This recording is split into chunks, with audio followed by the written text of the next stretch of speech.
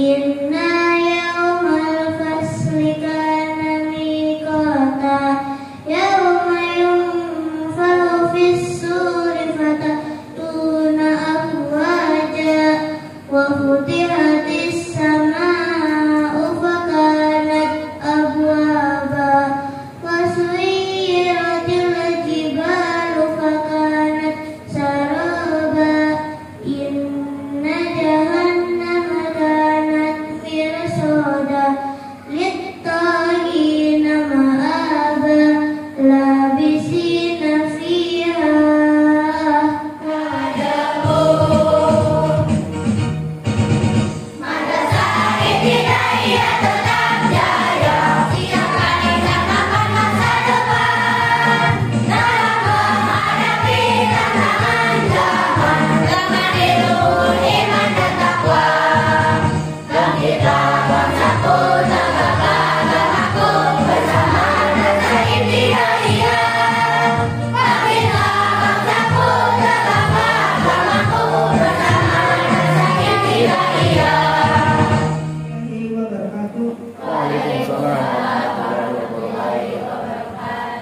Saya hormati Bapak Anu Mariano, sarjana pendidikan sekaligus kepala sekolah MI Nurul Islam Mariano, sekaligus Dewan Penguji 1. Yang saya hormati, Indonesia adalah negara yang kaya akan beragam di berbagai jenis tumbuhan, salah satunya daun sirih. Tumbuhan tersebut dapat memberikan sebagai obat-obatan untuk kesehatan tubuh dan mengandung zat antiseptik dan mengandung zat antiseptik. Dan daun sirih termasuk obat herbal atau alami dan tidak ada efek sampingnya, berbeda dengan obat-obatan kimia. Umumnya masyarakat menggunakan daun sirih seperti biasa, masih direbus dahulu, kemudian diminum sarinya. Makin zaman modern sehingga banyak cara yang lebih praktis untuk memanfaatkan daun sirih. Secara tradisional, tanaman yang berasal dari India ini dapat mengatasi berbagai keluhan, di antaranya untuk mengatasi bau badan, nyeri awan, mimisan atau gatal-gatal. Tanaman ini dikenal sejak tahun 600 sebelum Masehi, yang memiliki bentuk daun bulat telur lebar dengan pangkal berbentuk jantung dan ujungnya meruncing pendek yang mampu membunuh kuman dan mengandung zat atsirin.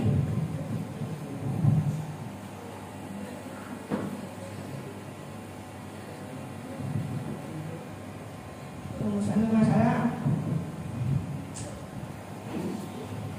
Adapun rumusan masalah, apa manfaat daun sirih, apa khasiat daun sirih, dan ada 7 masalah untuk mengetahui manfaat daun sirih, untuk mengetahui khasiat daun sirih.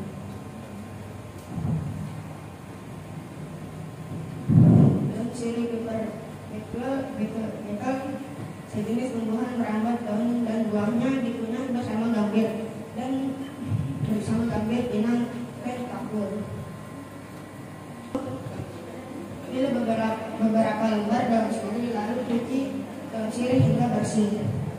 Setelah dicuci bersih, rebuslah daun sirih tersebut dengan sedikit campuran garam. Jika daun sirih sudah direbus yang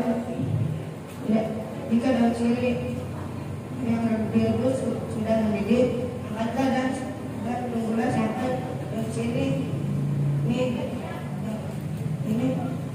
benar-benar dingin. Setelah daun sirih tersebut benar-benar sudah dingin yang cukup lama dan dengan cara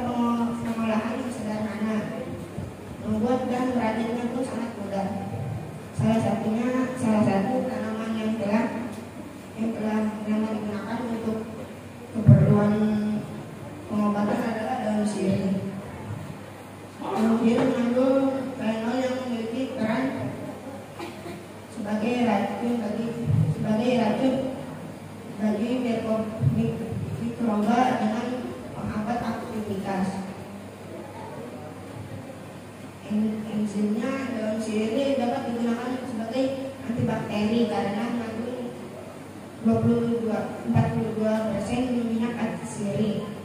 Selain itu, daun sirih dapat mengobati berbagai macam penyakit tubuh, diantaranya sakit mata, sakit gigi, perawatan wajah, keputihan bagi wanita, hidung, mimisan, alergi kulit. Ikan adalah hewan yang menggantungkan hidupnya di air dan merupakan bahan makanan manusia untuk dikonsumsi yang kaya akan manfaat seperti mengandung protein, vitamin A, vitamin B1 dan vitamin B2 dan harganya relatif murah. Karena pentingnya ikan bagi manusia, maka manusia berusaha untuk mendapatkan ikan dengan jumlah yang banyak dengan cara pencarian habitatnya yaitu di laut atau kegiatan perikanan seperti pemeliharaan ikan di laut atau di kolam buatan. Biasanya pemeliharaan di kolam buatan adalah ikan air tawar seperti ikan mujair dan ikan lele. Karena pemeliharaannya yang mudah dan nilai ekonominya tinggi. Dari latar belakang tersebut saya sampaikan rumusan masalah sebagai berikut. Apa saja jenis ikan lele yang dikembangbiakan? 2. Upaya apa yang harus dilakukan dalam meningkatkan kualitas pengembangbiakan ikan lele sehingga dapat menghasilkan ikan lele yang maksimal. Dari latar belakang tersebut saya sampaikan tujuan penelitian sebagai berikut. 1. Untuk mengetahui jenis ikan lele yang dibudidayakan. 2. Untuk mengetahui cara pengembangbiakan ikan lele yang berkualitas sehingga menghasilkan lele yang maksimal.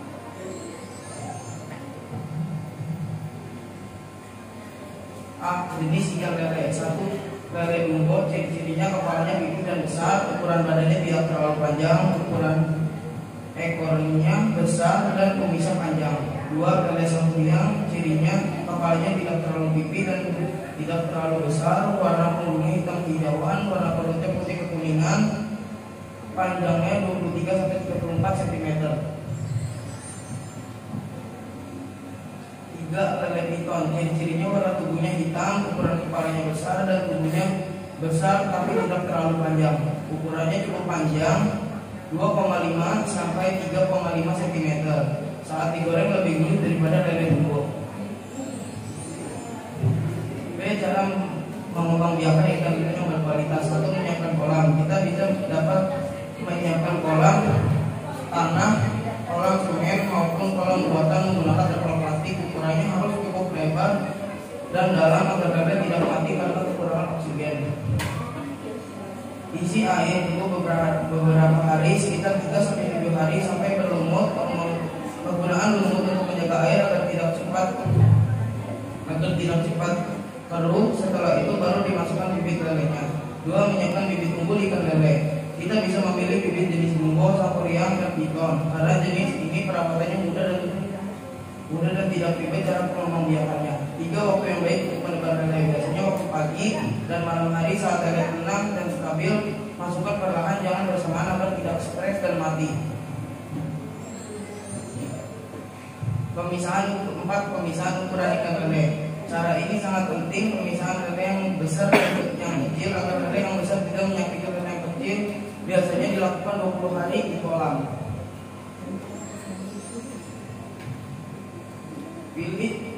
Pilih pakan lele yang baik. Pilih pakan yang mengandung nutrisi dan baik diberikan pada pagi, siang, dan sore. 7. Panen lele dapat dilakukan setelah 3 bulan. Penangkaran dengan memperhatikan tahap di atas para peternak lele akan menghasilkan panen lele yang bagus dan berkualitas. Kesimpulan, ikan lele merupakan salah satu jenis yang sanggup hidup dalam kepadatan yang tinggi habitatnya. Adapun teknik yang harus dilakukan oleh masyarakat, terutama masyarakat yang bertempat tinggal di pesisir pantai. Walaupun dalam ritual melaksanakan sedekah laut tersebut masih terdapat penyimpanan akikah, terutama jika ditinjau dari kacamata Islam. Namun demikian masih banyak masyarakat Muslim yang mengikuti tradisi tersebut. Oleh karena apa yang harus dilakukan agar tradisi tersebut tidak bertentangan dengan akikah Islam. Dari latar belakang tersebut saya sampaikan rumusan masalah sebagai berikut. Apa pengertian sedekah laut? Bagaimana sudut Islam mengenai sedekah laut. Bagaimana cara masyarakat Bagending mempertahankan tradisi sedekah? Pengertian sedekah laut. Pertama, sedekah mengandung arti pemberian sesuatu kepada fakir miskin atau berhak menerima yang di luar kewajiban dan zakat fitrah. Kedua, sedekah ungkapan rasa syukur atas apa yang telah Allah berikan. Ketiga, makanan dan hiburan dalam arti memberikan sesuatu dengan sukarela tanpa mengira jenis.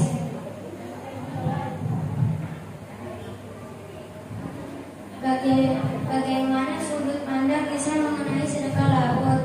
Terdapat dua sudut dalam Islam mengenai sedekah laut, yaitu pertama dari sudut pandang akidah, yang kedua dapat dilihat dari sudut pandang fikih.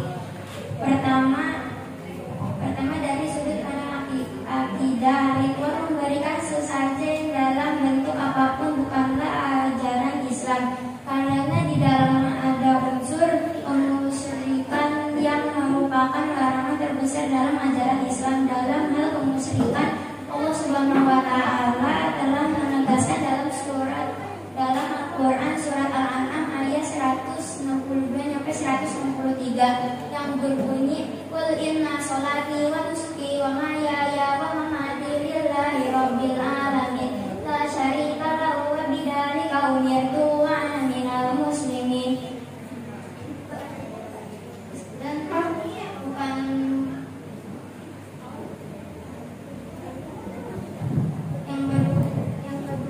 yang kedua dapat dilihat dari sudut pandang fikih.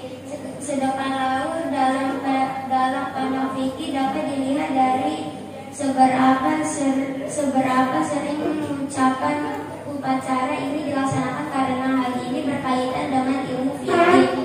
Hal yang demikian disebut dengan istilah idha'atul mal atau tabzir, yang artinya menyia-nyiakan harta.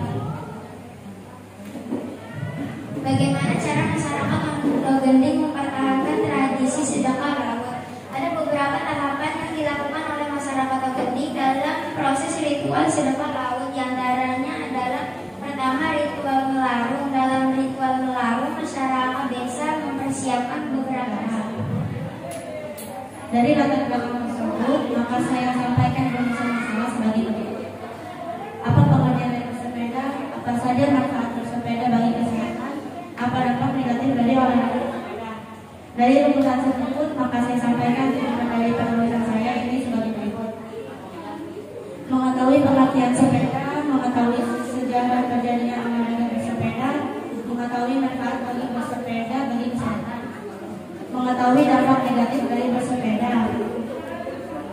Satu, pengertian dari bersepeda dan membuat badan kita menjadi lebih bugar. Bersepeda merupakan alat terapi yang sangat sederhana. Maka dari itu jangan malas untuk berolahraga. Kesehatan tubuh kita bergantung kita sendiri yang mengatur. Indonesia mulai berkembang dan kemudian dipengaruhi oleh seni kuliner India, Timur Tengah, Cina, dan akhirnya Eropa yang menjadi makanan tradisional, banyak memiliki variasi dan menjadikan makanan tradisional memiliki cita rasa setiap daerahnya. Menurut buku Jalan-Jalan ke Cirebon, sudah Jamblang sampai Batik Terusmian, di kota Cirebon ini terdapat banyak makanan tradisional yang sangat otentik dengan kebudayaan kota itu sendiri, memakai resep yang asli turun kalau muka air di kantor ya?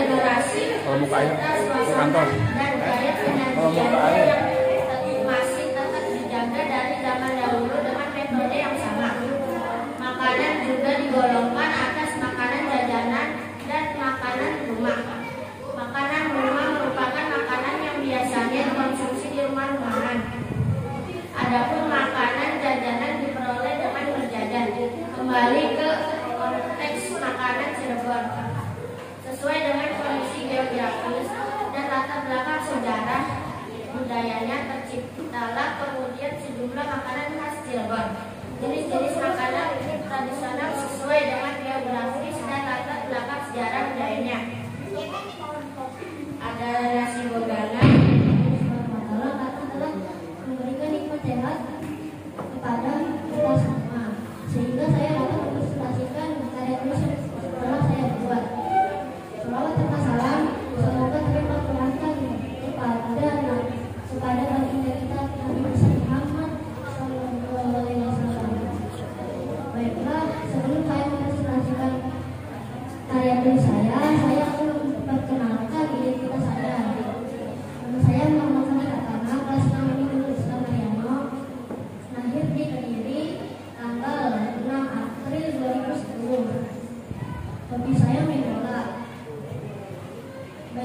mempersingkat waktu, saya akan mulai mempresentasikan karya tulis yang telah saya buat yang berjudul Dampak COVID-19 pada Perekonomian Indonesia.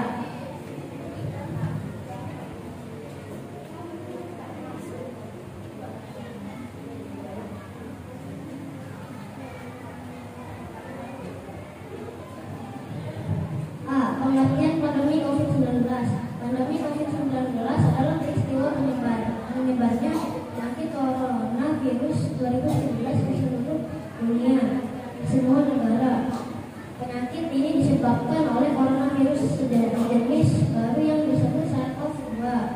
Wabah virus COVID-19 pertama kali dideteksi di kota Wuhan, Hubei, Tiongkok pada akhir Desember 2019 dan ditetapkan sebagai pandemi oleh Organisasi Kesehatan Dunia WHO pada tanggal 11 Maret 2020 hingga Desember 2020 hingga dari 50 juta orang kasus positif COVID telah dilaporkan lebih dari 219 negara dan wilayah seluruh dunia yang mengakibatkan lebih dari 1 juta orang meninggal dunia dan lebih dari 30 juta orang di dunia sembuh dari infeksi COVID-19.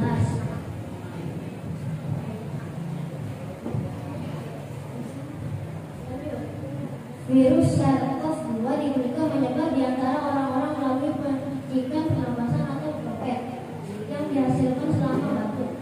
Percikan ini dihasilkan dari bersin dan pernapasan normal. Selain itu, virus dapat menyebar akibat menyentuh permukaan benda yang terkontaminasi dan kemudian menyentuh wajah seseorang. Masyarakat nelayan. Kebudayaan adalah seluruh usaha dan hasil usaha manusia. Kebudayaan mencerminkan kepribadian suatu masyarakat. Pada umumnya masyarakat tidak luput dari yang namanya tradisi dan budaya, khususnya bagi masyarakat Indonesia bagian dalam. Salah satunya tradisi nadan yang masih dilaksanakan dalam masyarakat nelayan. Meskipun yang tinggal di pesisir pantai, tidak semua masyarakatnya bermata pencaharian melaut. Namun mereka yang bertempat tinggal di pantai merupakan penghasilan dari laut. Jadi hasil laut tradisi nadan sendiri merupakan syukuran ataupun selamatan atau menyelamati atas rezeki dan anugerah yang melimpah dari hasil melaut, sehingga masyarakat nelayan ini menyebutnya kaulan pesta laut yang diadakan setiap tahun sekali. Prosesi nadan tidak jauh dari yang namanya ritual seperti sesaji serta hiburan dengan memeriahkan sebuah kapal-kapal perahu penduduk nelayan sendiri, serta di dalamnya ada berbagai macam sesaji yang paling menarik oleh masyarakat nelayan dari perayaan tradisi nadan, yaitu ketika melakukan prosesi dan ada kepala kerbau yang dibuang ke tengah laut sebagai tanda untuk membuang sial dan dijauhkan dari para bahaya, serta menginginkan keselamatan dan keberkahan dari Tuhan Yang Maha Esa.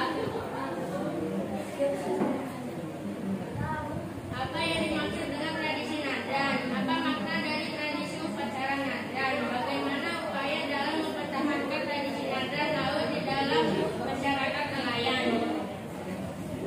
Untuk mengetahui arti dari tradisi nadan, untuk mengetahui makna dari tradisi upacara nadan, untuk mengetahui upaya yang dilakukan dalam mempertahankan tradisi upacara nadan. Makna dari pelaksanaan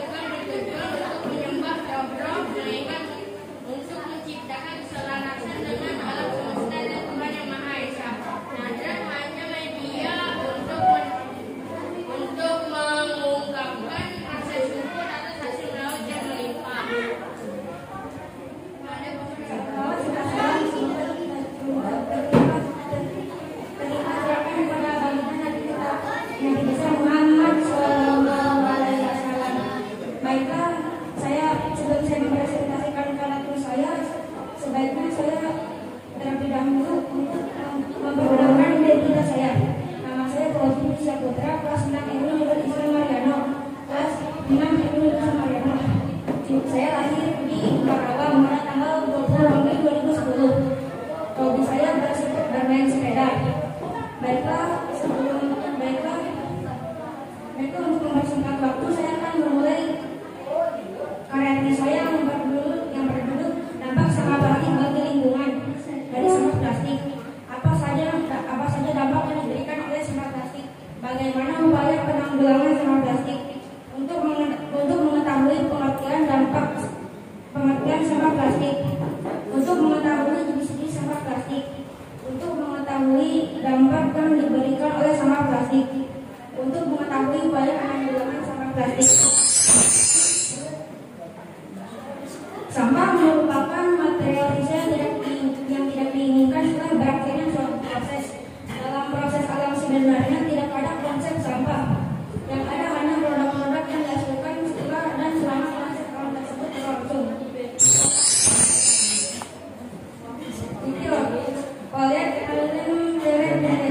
Biasa dipakai untuk botol plastik yang tembus pandang atau botol air mineral. Ada bunyi. Ada memiliki sifat yang lebih kuat, keras, sempurna dan lebih tahan daripada suhu tinggi. Contohnya Tupperware, galon air. Condensate toilet toilet biasa dipakai untuk tempat makanan, plastik kemasan dan botol-botol yang lembek. Polypropylene jenis ini adalah pilihan bahan plastik terbaik, terutama untuk tempat makanan dan rumah. Dampak positif menjadi lapangan kerja untuk sebagian orang seperti pemulung maupun barang bekas. Sampah plastik yang didaur ulang menjadi bahan bakar minyak. Di Indonesia ada 3 jenis, yaitu jahe empit, dan jahe gajah, dan jahe merah. Di sini yang akan saya bahas adalah jahe merah. Banyaknya penyakit yang tidak bisa disembuhkan back to nature atau kembalinya ke alam. Mulai dilirik pada era globalisasi saat ini. Istilah tersebut merupakan yang lahir atas kesadaran atas berbahayanya bahan. Bahan tersebut yaitu bahan kimiawi yang terkandung dalam obat-obatan sintesis. Dari latar belakang tersebut, maka saya sampaikan rumusan masalah sebagai berikut. 1. Khasiat apa saja yang terkandung di dalam jahe merah. 2. Bagaimana cara pengolahan jahe merah sehingga bisa dikonsumsi oleh masyarakat. Dari rumusan masalah, saya sampaikan tujuan dari karya tulis ini. 1. Untuk mengetahui khasiat yang terkandung dalam jahe merah. 2. Untuk mengetahui cara pengolahan jahe merah sehingga bisa dikonsumsi oleh masyarakat. Penelitian modern telah membuktikan secara ilmiah berbagai manfaat jahe merah, antara lain 1. Menurunkan tekanan darah.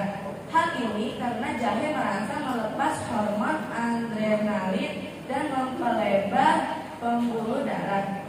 Akibatnya darah mengalir lebih lancar dan memperingan kerja jantung memompa darah. 2. Membantu pencernaan karena jahe mengandung enzim pencernaan yaitu protase dan lipase yang masing-masing mencerna protein dan lemak gliserol. Pada jahe bersifat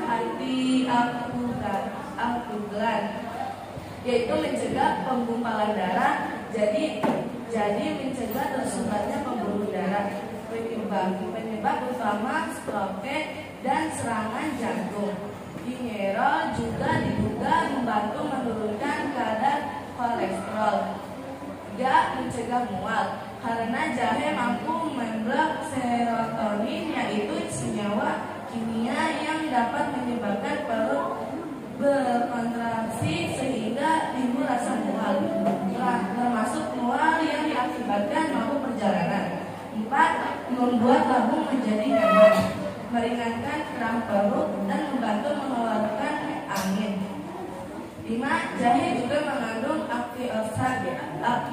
antioksidan yang membantu menetralkan efek merusak yang disebabkan oleh radikal bebas dalam tubuh. Perkembangan teknologi pendidikan menjadi faktor penting dalam menyelesaikan teknologi dalam dunia pendidikan dapat memberikan kemudahan informasi serta penyampaian materi sehingga kegiatan pembelajaran yang dilakukan tidak menjadi kendala terus pada saat pembelajaran. Mengakibatkan teknologi pendidikan merupakan solusi aktif yang tepat dan efisien yang dapat dimanfaatkan guna menunjang saat pembelajaran jarak jauh. Berdasarkan akibat pandemi ini juga membuat pendidikan di Indonesia mulai bereksperimen dengan menciptakan teknologi pendidikan dengan berbagai macam model, mulai berupa aplikasi, website, podcast, classroom, dan lainnya.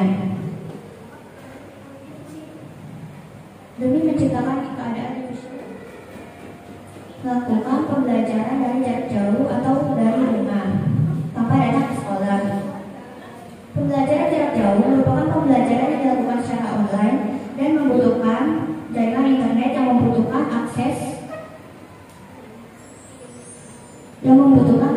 agar bisa maksimal dalam mengikuti pembelajaran jarak jauh. Akan tetapi dengan adanya metode ini masih banyak pelajar di luar sana yang menolak terhadap adanya kebijakan ini karena pembelajaran online ini pertama kali merupakan lakukan dan menurut mereka saat melakukan pembelajaran online sangat sulit untuk memahami materi yang disampaikan oleh guru. Sistem pembelajaran jarak jauh yang memanfaatkan ilmu teknologi. Dalam pandemi saat ini, untuk mengatasi permasalahan tersebut, Kementerian Pendidikan dan Kebudayaan terong-terongan yang memiliki nama ilmiah Capsicum sp. Cabai berasal dari benua Amerika, tepatnya negara Peru, dan menyebarkan ke negara-negara benua Amerika atau Eropa dan Asia termasuk Indonesia. Tanaman cabai banyak ragam tipe pertumbuhan dan bentuk buahnya. Cabai merah Capsicum annum adalah komoditas sayuran yang sangat terkenal dan sangat luas penggunaannya di seluruh dunia. Cabai dapat dikonsumsikan dalam keadaan segar, kering atau bentuk yang sudah diproses sebagai sayuran atau bumbu masak. Kebutuhan cabai terus meningkat setiap tahun sejalan dengan meningkatkan jumlah penduduk dan berkembang industri yang membutuhkan bahan baku cabai tinggi serta permintaan terhadap cabai merah cenderung meningkat tiap tahun berdasar data dan pusat statistik BPS. Produk cabai nasional pada tahun 2020 mencapai 2,77 juta ton. Angka ini mengalami peningkatan 7,11 dibandingkan tahun. Pertanian di negara-negara tropis, khususnya di Indonesia, salah satunya organisme penggangguan tumbuhan atau OPT. Pentingnya tanaman pada di Indonesia salah satunya weron, batang coklat atau WBC. WBC merupakan hama utama monokap yang menyerang hampir semua varietas padi dengan tingkat kerusakan mulai dari ringan maupun berat. Kelebihan menggunakan musuh alami antara lain: 1. Tidak memiliki efek samping yang buruk bagi alam. Tidak memiliki efek samping yang buruk bagi alam.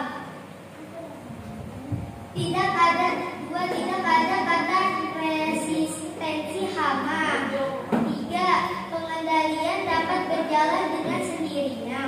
4. Biaya yang dikeluarkan relatif lebih murah. 5. Musuh alami terdiri dari predator, parasitoid, patogen, serangan, dan agen agonis. Ini contoh-contoh dari predator, yaitu 1. Laba-laba, 2. Belalang sembah, 3. Kepik, 4. Jangkrik, 5. Semut, 6. Kumbang, 7. Capung. Parasitoid salah satu contoh hewan parasitoid yang umum di adalah tawon. Tawon adalah serangga yang termasuk ke dalam ordo Hymenoptera. Untuk lebih mengenal mana tawon parasitoid dan mana serangga bisa dilihat dari bentuk bokongnya. Bokong tawon parasitoid berbentuk seperti jarum yang disebut ovipositik. Iya. Waalaikumsalam warahmatullahi wabarakatuh. Yang berhormat Bapak Mariano, Sarjana Pendidikan selaku Kepala Sekolah MI Nurul Mariano, yang sebagai jurus yang di atas saya akan menyampaikan kabar belakang sebagai berikut. Internet merupakan media informasi yang tidak bisa lepas bagi kehidupan masyarakat saat ini. Kemajuan teknologi yang bertambah, penggunaan teknologi akan berpengaruh terhadap masa depan bagi pengguna. Dari latar belakang di atas saya sampaikan rumusan masalah. Apa dampak internet dari penggunaan internet? Bagaimana internet dapat digunakan dengan baik dalam proses. Dari rumusan masalah di atas saya sampaikan tujuan karya tulis. Pembaca dapat menganalisa dampak penggunaan internet, mencari alternatif atau mengambil langkah-langkah pemanfaatan internet yang baik untuk mencegah dampak negatif dalam penggunaan internet. Tujuan umum untuk mengetahui seberapa besar pengaruh penggunaan internet terhadap moral remaja. Tujuan khusus untuk mengetahui seberapa besar pengaruh negatif dan pengaruh positif dan negatif internet terhadap remaja. Untuk mengetahui apa saja kepentingan internet pada remaja, untuk mengetahui perkembangan mental, perkembangan moral remaja dari adanya internet.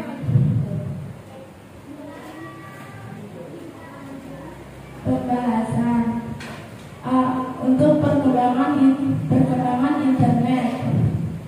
Saat ini internet merupakan suatu kebutuhan bagi banyak orang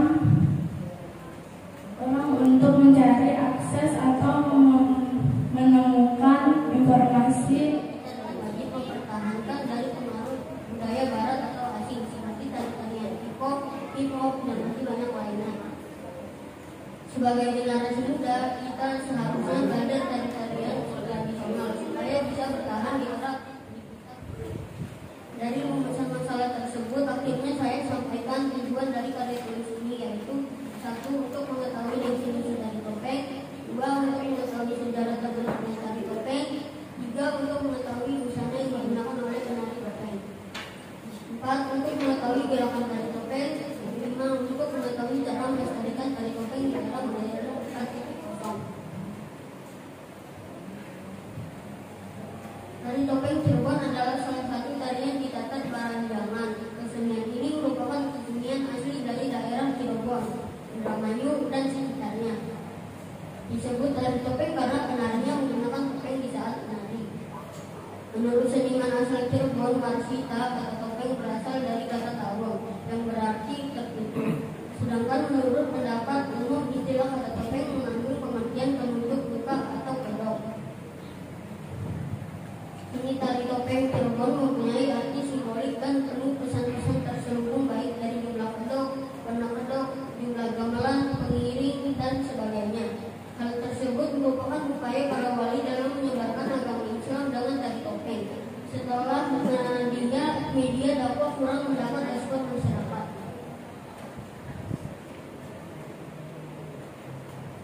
Tari topeng sudah ada sejak abad 10 sampai 11 Masehi pada masa pemerintahan Raja Dikala di Jawa Timur, yaitu Prabu Panji Dewa.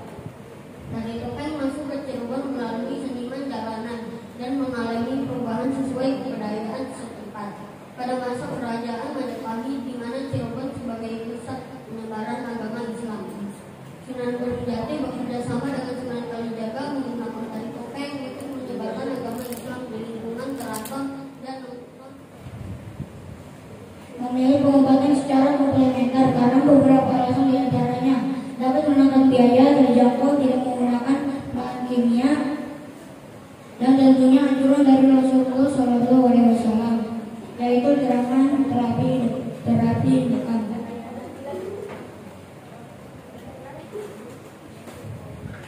Pada umumnya, proses pembekaman dalam menarik bekam untuk pembangunan masih dilakukan dengan menggunakan tangan, sehingga dapat dikatakan proses pemvakuman tidak efisien. Sedangkan pada bagian-bagian tertentu seperti pada kulit punggung yang tebal atau pada area-area tertentu pada kulit punggung pasien yang membutuhkan tekanan lebih besar, maka dengan alat ini tidak dapat dilakukan proses pemvakuman secara manual. Berdasarkan pengalaman, maka diperlukan inovasi alat bekam otomatis, elektronik dengan motor negatif pressure atau motor vakum. Berdasarkan masalah di atas, maka dapat diambil masalah sebagai berikut. 1. Pembukaan yang tidak berat, maka dapat dirancang alat bekam dengan motor negatif pressure untuk mempertahankan kevakuman. 2. Tidak seimbangnya benar tekanan pada masing-masing titik bekam, maka dapat dirancang alat bekam yang dapat menentukan besar tekanan dengan pengaturan tekanan. Membuat alat bekam otomat. Adapun caranya juga 1. Membuat alat bekam otomatis dengan tekanan negatif yang diinginkan dan pembacaan tekanan secara digital yang ditampilkan pada LCD. Dan adapun saran umum: 1. Membuat rangkaian minimum sistem. 2. Membuat rangkaian sensor dan program tekanan sensor. 3. Membuat program ADC dengan menggunakan Arduino. 4. Membuat program display LCD. 5. Membuat rangkaian driver motor. Bekam mempunyai beberapa sebutan seperti cantuk, kop atau mengkakan. Di Eropa disebut kabin dan fire battle. Dalam bahasa Mandarin disebut pauhaukan. Dalam bahasa Arab disebut ijamah, dari kata al-hijmu yang berarti pekerjaan, yaitu membekam al-hajar berarti ahli bekam, al-hijmu berarti menghisap atau menyedot, sedangkan al-mihjam atau al-mihjamah merupakan alat untuk membekam yang berupa gelas untuk menampung darah yang dikeluarkan dari kulit atau gelas untuk mengumpulkan darah hijamah. Maka secara bahasa, bekam berarti menghisap. Menurut istilah, bekam berarti peristiwa penghisapan kulit, penyayatan dan mengeluarkan darahnya dari permukaan kulit yang kemudian ditampung di dalam gelas. Bekam adalah suatu metode pengobatan dengan menggunakan tabung atau gelas yang ditelupkan pada permukaan kulit agar menimbulkan bendungan. Salah satu tanaman bolong-bolongan yang menjadi bahan dasar makan. Kedelai merupakan sumber utama protein, nabati, dan asam lemak esensial, vitamin dan mineral yang cukup. Daerah penyebaran sentra komunitas kedelai 3 terbesar di provinsi Jawa Tengah antara lain Kabupaten Grobogan, Kabupaten Blora, Kabupaten Wonogiri.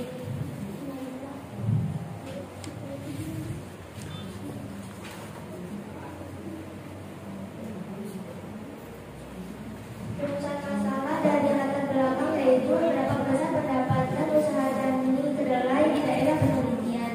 Bagaimana kelayakan finansial usaha tani kedelai di daerah penelitian. Berapa besarnya biaya penerimaan pendapatan usaha tani kedelai. Tujuan penelitian dari rumusan masalah yaitu untuk mengetahui seberapa besar pendapatan usaha tani kedelai di daerah Grobogan, untuk mengetahui kelayakan finansial usaha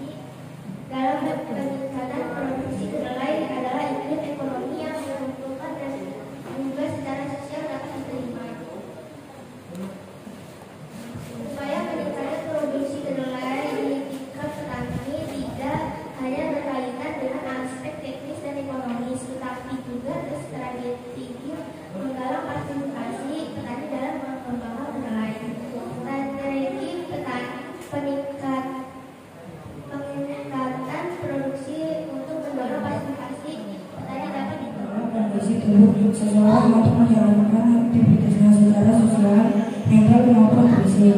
Tanpa adanya gangguan seperti penyakit, kesehatan dianggap penting. Kalau orang dalam keadaan sakit tidak mengobati, sebaiknya melakukan pencegahan dengan berbagai upaya.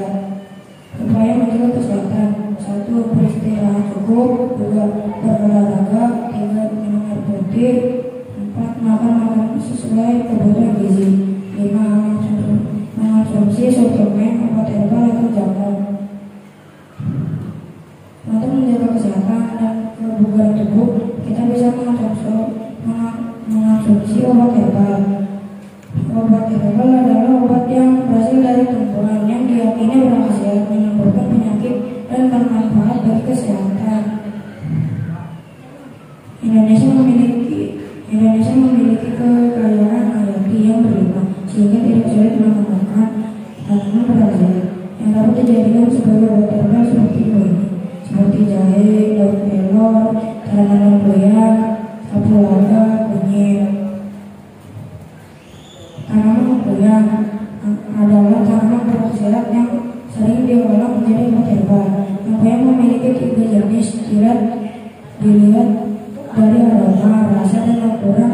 Meski berbeda jenis, tapi ketiga lembuyan ini punya khasiat yang sama. Lembuyan gajah, lembuyan hibrid, lembuyan wangi. Manfaat tanaman lembuyan bagi kesehatan: merendahkan demam dan sakit perut, mengontrol gula darah, menjaga pencernaan, mengatasi penyakit, meningkatkan nafsu makan, membantu meningkatkan imunitas tubuh, menurunkan berat badan. Cara pengolahan lembuyan menjadi minuman herbal: langkah pertama, siapkan bahan-bahan: 25 gram lembuyan yang sudah diparut, 500 gram air, gula merah secukupnya. Langkah kedua, rebus lembuyan dan gula merah dalam 500 ml air selama kurang lebih 15 menit hingga mendidih. Langkah ketiga, biarkan selama beberapa menit hingga tidak terlalu panas. Lalu saring air rebusan lembuyan dan tuang ke dalam gelas. Langkah keempat, minum air rebusan lembuyan dapat dikonsumsi sebanyak 1 Apa saja yang termasuk permainan varian mulai permainan online ataupun offline.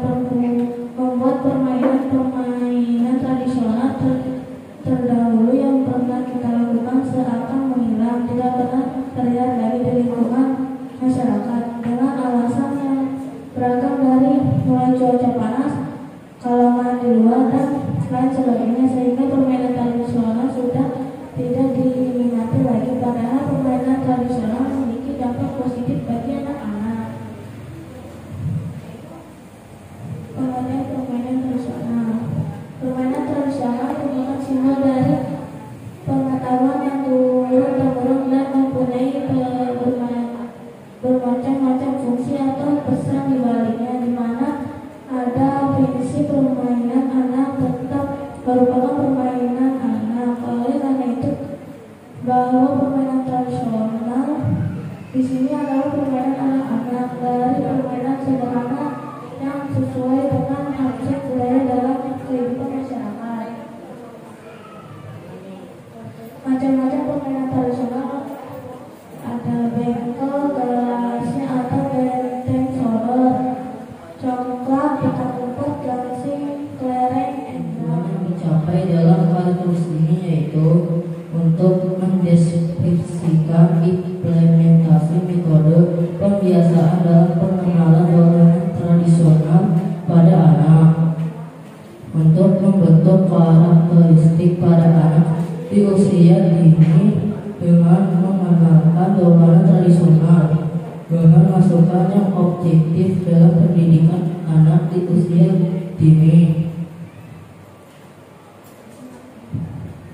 Permainan tradisional secara langsung atau tidak langsung akan melahirkan kepekaan terhadap pola pikir yang masuk pada anak. Hal ini memiliki pengaruh besar untuk menumbuhkan karakter anak. Usaha-usaha yang dilakukan untuk menumbuh kembangkan potensi anak agar mampu berpikir dan bersikap. Permainan tradisional banyak ragamnya dan mampu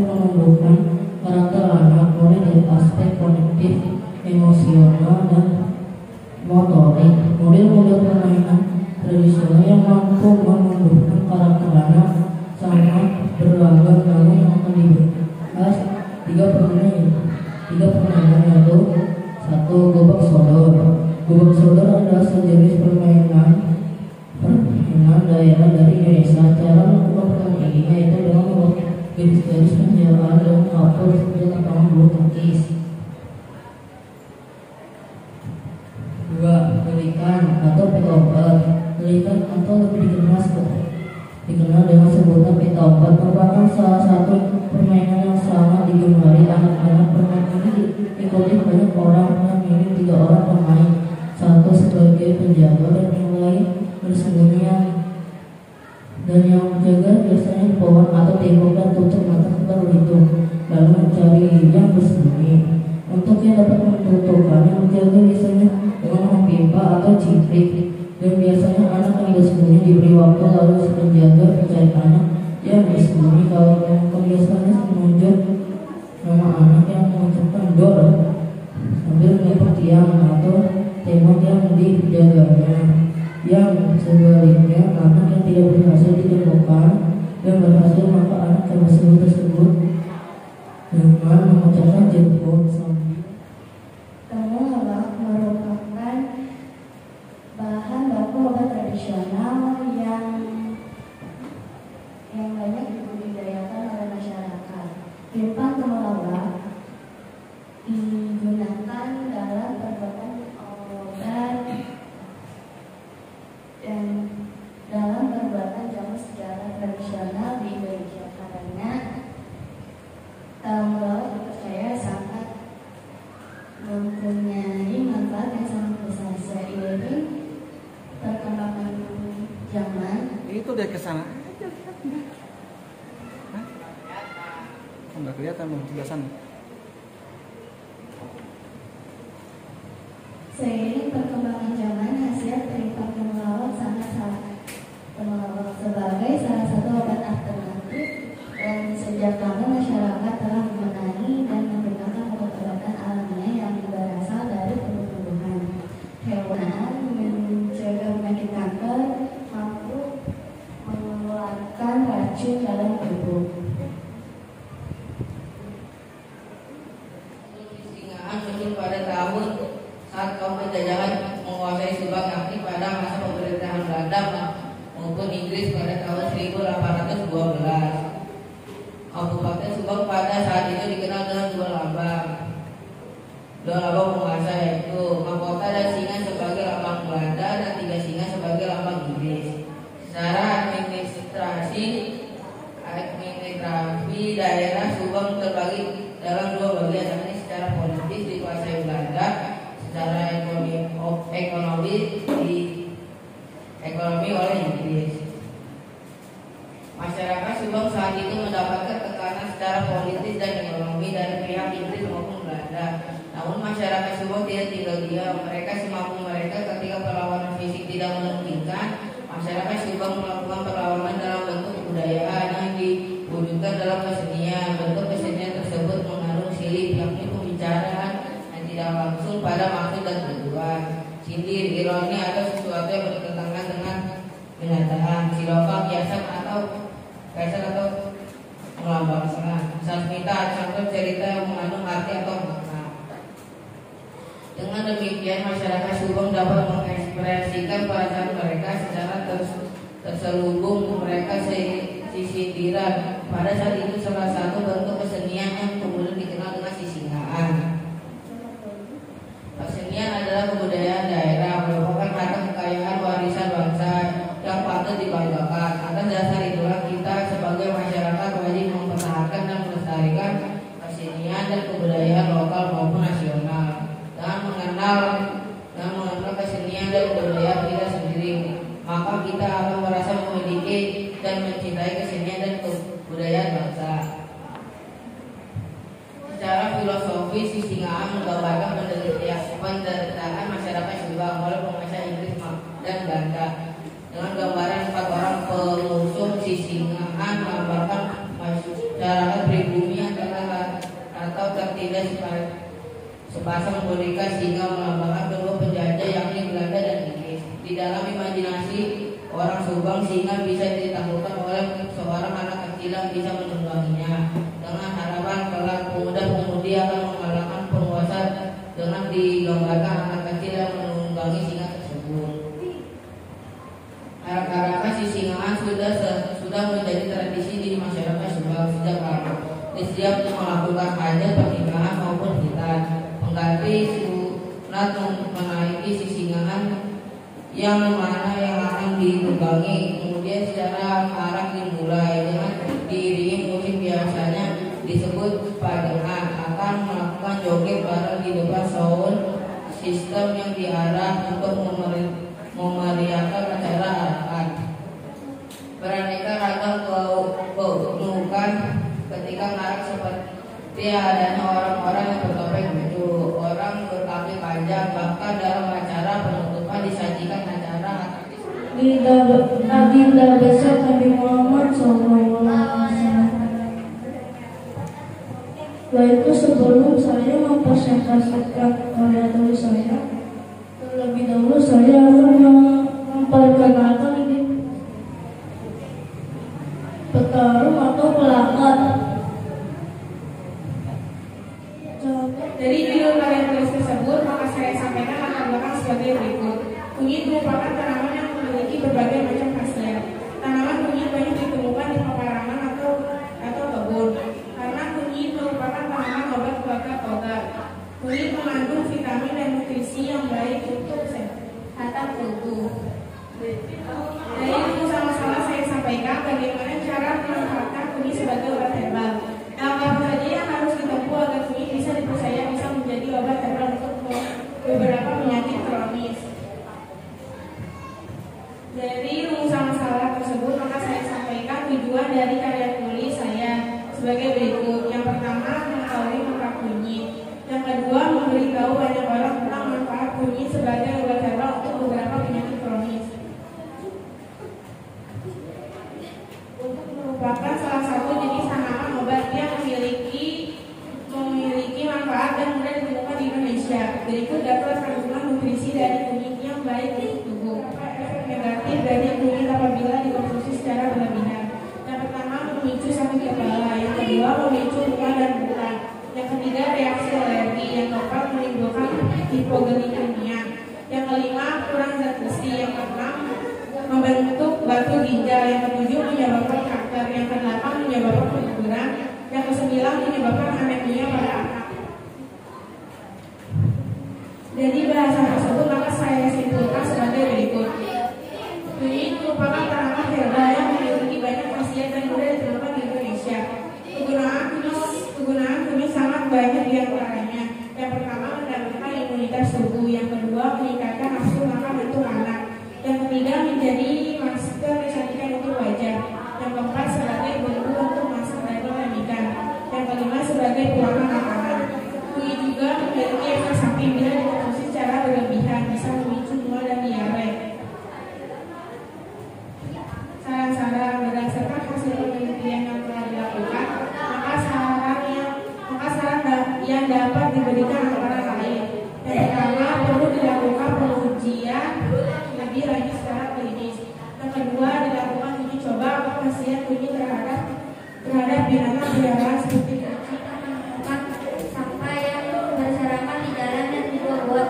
Salah satu penyebab utama adalah membuang sampah tidak pada tempatnya dan juga kurangnya kepedulian masyarakat sendiri terhadap kebersihan lingkungan di sekitarnya. Padahal tempat yang kotor nantinya akan menjadi sarang bagi lalat dan nyamuk. Seperti yang kita semua tahu bahwa lalat dan nyamuk itu merupakan pembawa berbagai penyakit yang bisa menimpa kita seperti DBD, malaria, muntah, dan diare. Selain itu, jika hujan deras itu biasanya akan datang sebuah bencana, yaitu bencana banjir. Rumusan masalah adalah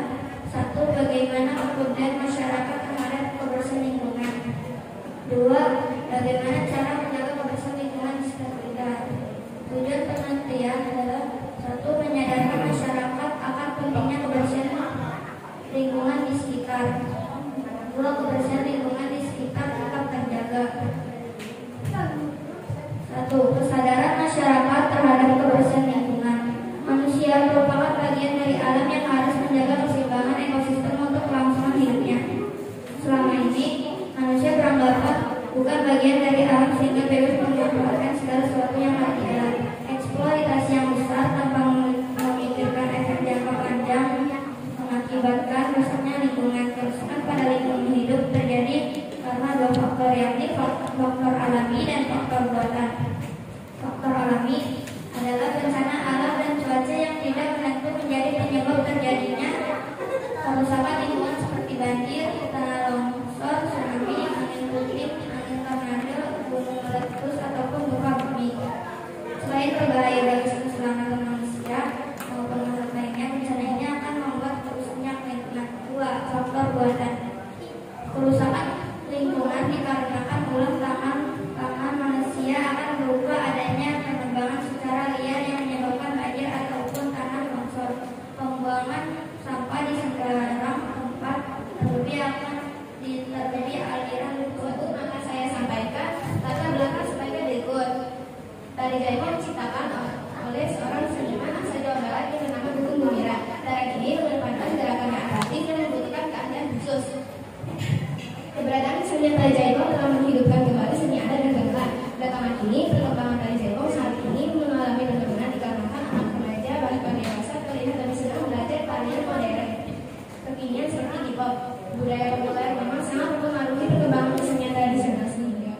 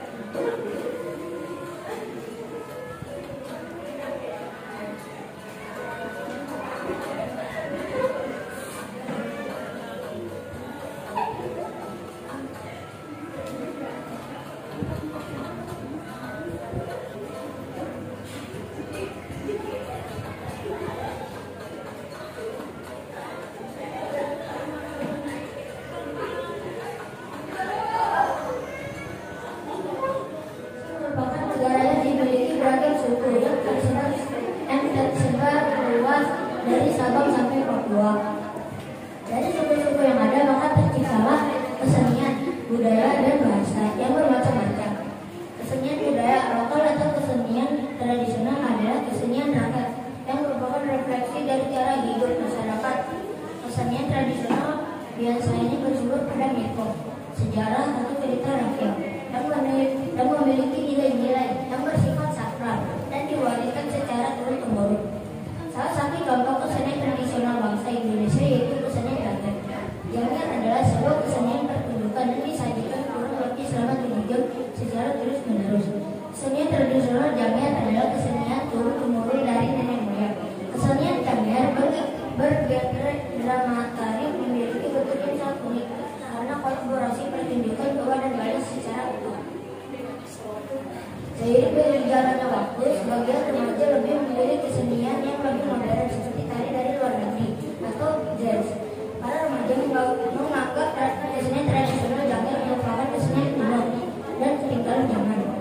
Dan hal lain yang menyebabkan para remaja memilih kesenian modern adalah masuknya budaya luar negeri ke Indonesia dengan mudah. Banyak budaya luar negeri yang ditampilkan dari internet dan televisi. Setelah tersebut dibiarkan, maka kesenian tradisional akan berkembang, maka generasi penerus tidak akan bisa melihat lagi kesenian tradisional. Dari latar belakang simpulan, langsung simpulan.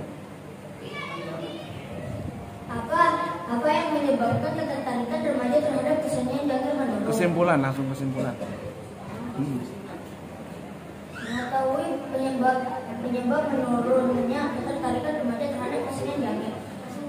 Mengetahui cara mengantisipasi pemerkaya dan pemersatu keragaman kebudayaan yang ada di Indonesia. Kesenian daerah sangat perlu dilestarikan agar tidak tergerus dimakan oleh zaman. Pemerintah, tenaga pendidik, dan orang tua berperan penting dalam pelestarian kesenian daerah ini. Anak-anak harus lebih terkontrol lagi dalam penggunaan internet agar tidak mudah menyeret hal-hal negatif dari internet. Para remaja atau generasi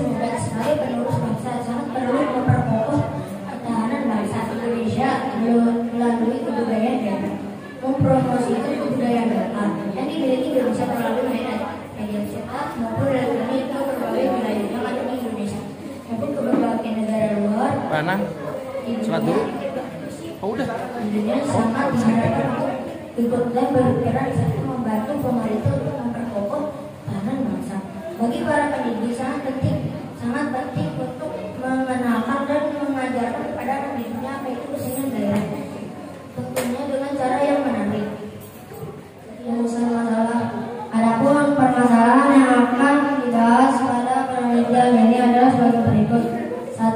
Apa yang menjadi penyebab timbulnya kecacatan pada produk dalam kegiatan produksi padi di Kecamatan Tegasari, Kabupaten Karawang? 2. Apakah dengan penerapan metode SDG dapat mengurangi tingkat kecacatan produksi padi di Kecamatan Tegasari, Kabupaten Karawang? Tujuannya, penelitian berdasarkan latar belakang dan perumusan masalah di atas, maka tujuan dari penelitian ini adalah mengidentifikasi jenis kecacatan maksimal dan berkualitas yang memuaskan. Nama saya Naila Rizkia Siregar. Saya dari kelas 6 MI Nurul Islam. Saya lahir di Karawang pada tanggal 8 Juli 2009. Hobi saya bermain sepeda. Baiklah, untuk mempersingkat waktu, saya akan menjelaskan karya peserta saya buat yang berjudul Mengenal Ulos sebagai kain khas tradisional Batak.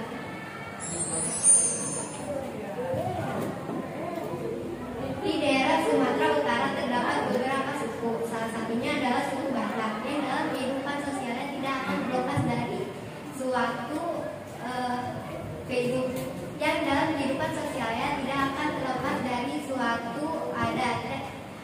suatu tradisi, yaitu disebut dengan tradisi adat Batak.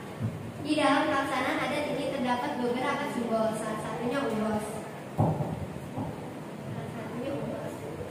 Di dalam pelaksanaan adat ini, salah satu di antaranya adalah ulos. Pada awalnya ulos digunakan sebagai kain yang dapat memberikan. Pada awalnya ulos digunakan sebagai pakaian sehari-hari atau digunakan untuk pemberian tanda kasih sayang, atau bisa jadi penanda bagi kehidupan masyarakat Batak. Ulos itu tidak akan pernah terpisahkan dari kehidupan masyarakat Batak, seperti marga yang akan disandangnya sebagai penanda. Di Sumatera Utara selama 30 tahun bahwa tradisi tenun ulos di tanah Batak mengalami kelangkaan. Kemerosotan jumlah penenun diakibatkan oleh rendahnya partisipasi generasi muda melestarikan tradisi tenun ulos di tanah Batak. Dari rumusan masalah yang saya sampaikan, pengertian ulos, makna dan jenis kain ulos, tahapan membuat ulos, gerakan kain ulos. Dari bahasa rumusan masalah tersebut, maka saya sampaikan tujuan dari karya tulis saya sebagai berikut. Untuk mengetahui pengertian ulos, untuk mengetahui makna dan jenis ulos, untuk mengetahui tahapan membuat ulos, untuk mengetahui bagaimana penerapan kain ulos di dalam tradisi Batak. Ulos atau juga sering disebut kain ulos adalah salah satu busana khas Indonesia. Ulos secara turun-temurun dikembangkan oleh masyarakat Batak Sumatera Utara. Dari bahasa asalnya, ulos adalah kain. Ulos adalah kain. Cara membuat ulos serupa dengan cara membuat soket khas Palembang, yaitu menggunakan alat tenun bukan mesin.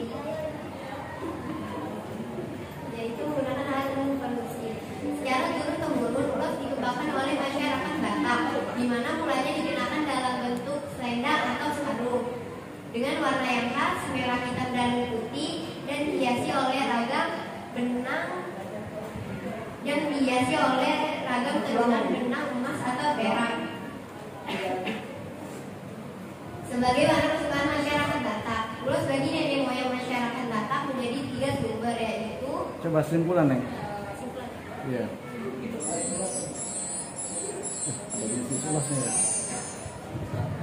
Kesimpulan, ulos suku Batak merupakan sebuah identitas yang dimiliki masyarakat suku Batak, menjadi ikon untuk juga hasil benda dari pelestarian budaya leluhur masyarakat Batak. Sebagai tempat pelaksanaan pelestarian budaya, museum melakukan pelestarian dua suku Batak agar nilai budaya terjaga dan tidak punah. Pada proses pelestarian dua suku Batak terdapat beberapa macam unsur seni kebudayaan, di antaranya ada pengetahuan dan unsur seni dalam pembuatan perabot tersebut. Dalam proses pelestarian dua suku Batak juga terdapat pemeran elemen yang berkunjung yang dilakukan untuk keberlanjutan pelestarian ulos agar dikenal lebih dalam oleh pengunjung dan lebih dimanfaatkan oleh sektor seni. Contoh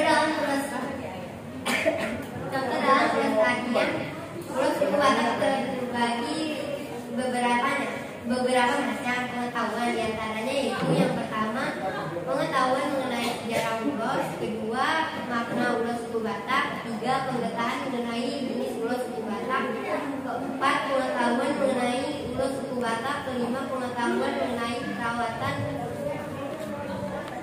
ulos suku Batak. Pada proses pelestarian ulos juga terdapat beberapa unsur seni. Semuanya itu tentang pada karya yang dihasilkan. Pada pelestarian ulos seyogianya dilakukan dengan bahan alami bukan bahan kimia, karena dengan menggunakan perasaan dan bahan alami ulos yang dihasilkan akan lebih bagus. Fisiologisnya dan cara melihat pembuatan ulos. Upaya melestarikan penenun ulos suku Batak dengan cara membudayakan penenun ulos Batak. Museum mengadakan telepon atau ganti rugi kain ulos yang bertujuan meningkatkan ekonomi penenun serta mendorong produktivitas kain ulos. Kedua, menunjuk kreativitas penenun ulos Batak. Museum Lukis Sumatera Utara memberi apresiasi kepada penenun dengan cara mencantumkan nama penenun pada koleksi. Dari ilmu tersebut, maka saya sampaikan latar belakang sebagai berikut. Lidah buaya atau aloe vera berasal dari bahasa Latin aloe berbadensis filler. Tumbuhan ini dapat ditemukan dengan mudah di daerah kering seperti Afrika. Lidah buaya mengandung zat enzim, asam amino, mineral, vitamin, polisakarida, dan komponen lain yang bermanfaat bagi kesehatan. Dari jurusan tersebut, maka saya sampaikan tujuan penelitian sebagai berikut. 1. Untuk mengetahui pengetahuan tanaman lidah buaya. 2. Untuk mengetahui manfaat lidah buaya. 3. Untuk mengetahui tempat tanaman lidah buaya tumbuh. 4. Untuk mengetahui cara manfaat lidah buaya bagi kesehatan tubuh.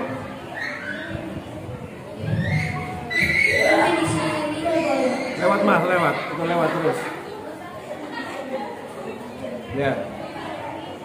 Manfaat yang dimiliki lidah buaya untuk kesehatan. 1. Menurut Dr. Freddy, beberapa unsur mineral yang terkandung dalam lidah buaya berfungsi sebagai antioksidan alami, misal vitamin C, dan zinc. 2. Menurut ilmuwan asal Amerika menyebut lidah buaya atau aloe vera berbadan sisma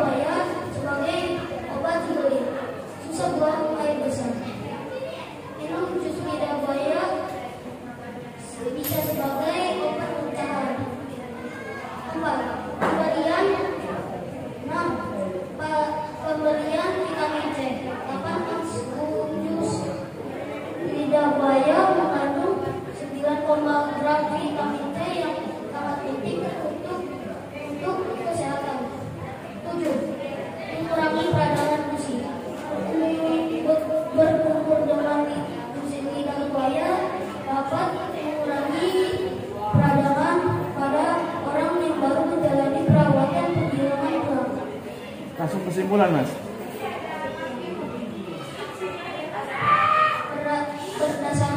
Berdasarkan pemaparan yang terdapat dalam pembahasan upaya dan memanfaatkan lidah buaya, kesimpulan tanaman lidah buaya memiliki kandungan senyawa dengan organik aloe erido N72 zat yang dibutuhkan tubuh 18 asam amino diantaranya karbohidrat, lemak, air. Tanaman lidah buaya juga bermanfaat bagi kesehatan, bisa untuk menurunkan kadar gula pada penderita diabetes. Saya Muhammad Saputra, kelas 6, ini tulisan Mariano. Saya lahir di Kuningan pada tanggal 8 Juli 2009. Baiklah, untuk mempersingkat waktu, saya akan mulai mempresentasikan karya tulis saya yang berjudul Upaya Melestarikan Tradisi Kebudayaan Lokal Sabtonan Kuningan, Jawa Barat. Tradisi Sabtonan merupakan tradisi yang masih hidup di Kabupaten Kuningan, Jawa Barat. Tradisi ini merupakan salah satu warisan leluhur Kabupaten Kuningan. Sabtonan merupakan salah satu kesenian ketangkasan berkuda khas masyarakat Kuningan yang masih lestari. Sabtonan diadakan sebagai upaya pelestarian nilai-nilai budaya tradisional daerah, serta acara ini sekaligus memeriahkan hari jadi Kota Kuningan. Apa pengertian Sabtonan? Merupakan hal yang terkandung dalam upacara Sabtonan di Kuningan. Bagaimana proses tradisi? Lewat A. Lewat terus. Hop. Tadi. Nah, itu. Nah, itu.